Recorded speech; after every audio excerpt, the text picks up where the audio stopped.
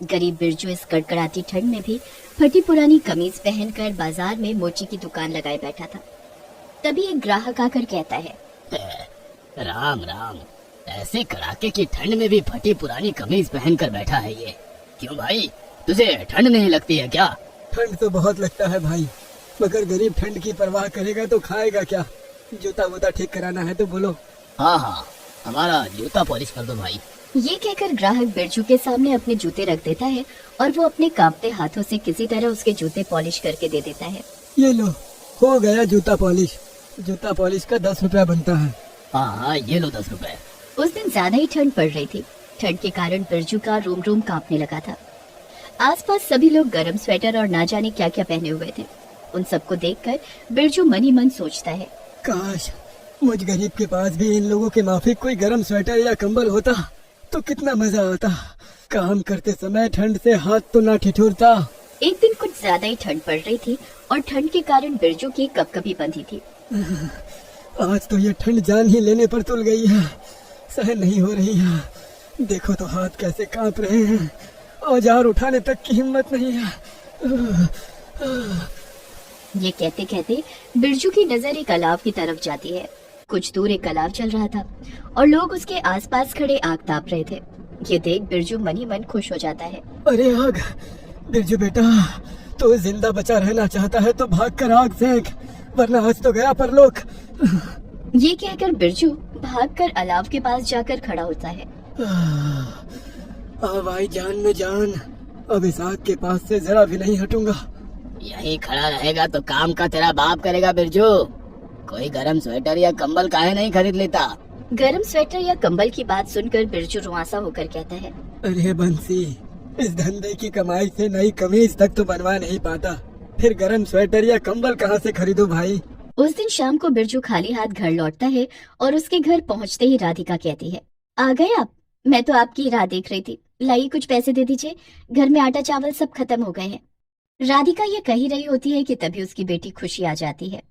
बापू बापू, मुझसे ठंड बर्दाश्त नहीं होती बापू, मुझे एक स्वेटर दिला दो ना बापू। ये सुनकर बिरजू अपनी खाली जेब टटोलते हुए रोने लगता है और रोते रोते कहता है, इस ठंड में काम पर जाऊं तो ना पैसे आए, पर तन पर फटी कमीज पहनकर मैं ठंड का सामना कैसे करूं राधिका? बिरजू की बात से राधिका की भी आंखें भर आती हैं और वो अपनी गरीब हालत पर रोते हुए कहती है, ये ठंड तो हम गरीबों पर कहर बन गई है। न तन पर गर्म कपड़ा और न पेट में दाना। भगवान ऐसी गरीबी किसी को ना दे। राधिका और खुशी को यूं दुखी और रोते देख बिरजू में न जाने कहां से हिम्मत आ जाती है। वो एकाएक हंसने लगता है और राधिका और खुशी को दिलासा देते हुए कहता है, अरे रो मत राधिका, देखना कल से मैं ठंड की बिल्कुल परवाह नहीं करूंगा, खूब कमाई करके लाऊंगा खूब। और तू सुन खुशी, तुझे मैं बहुत जल्दी एक नया स्वेटर खरीद कर दूंगा। हाँ। फिर उस दिन के बाद बिरजू सचमुच ही ठंड की परवाह करना छोड़ देता है।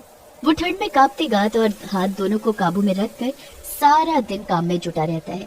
भले ये ठंड मेरे प्राण ही क्यों न ले ले, पर जब तक खुशी और राधिका को गर्म स्वेटर खरीद कर नहीं देता, मैं ऐसे ही काम में जुटा रहूंगा। इस तरह कई दिन बीत जाते हैं और इसी बीच एक दिन राधिका सोचती है, कुछ भी हो, अब मैं उनके लिए एक स्वेटर अवश्य खरीदूंगी। हम तो घर में रहकर जैसे तैसे सर्दी से बच भी जाते हैं, पर वो बाहर ठंड में रहते हैं। राधिका ये सोच ही रही थी कि तभी गली में एक स्वेटर बेचने वाला आ जाता है। राधिका उससे कहती है, भैया मुझे खुशी के बापू के लिए स्वेटर चाहिए, कोई सस्ता सा स्वेटर दिखा दो। बहन जी, कोई भी स्वेटर ले लो, सबका दाम तो 300 रुपए। पर मेरे पास तो बस 50 रुपए ही है भाई। जैसे ही राधिका ये कहती है, उसकी कई पड़ोसन वहां आ जाती हैं और उसका मजाक उड़ाते हुए कहने लगती है, 50 रुपए में तो रुमाल तक तो आवे ना, ये सयानी स्वेटर खरीदने चली है। इतनी ही कंगाल है तो हाथ में कटोरा लेकर भीख क्यों नहीं मांगती? स्वेटर पहनने की औकात नहीं है तेरे खसम की, समझी? इससे पहले कि उन औरतों की बातों का राधिका कुछ जवाब दे पाती, स्वेटर बेचने वाला बीच में आ जाता है। देखिए, किसी की गरीबी का ऐसे मजाक उड़ाना सही नहीं है।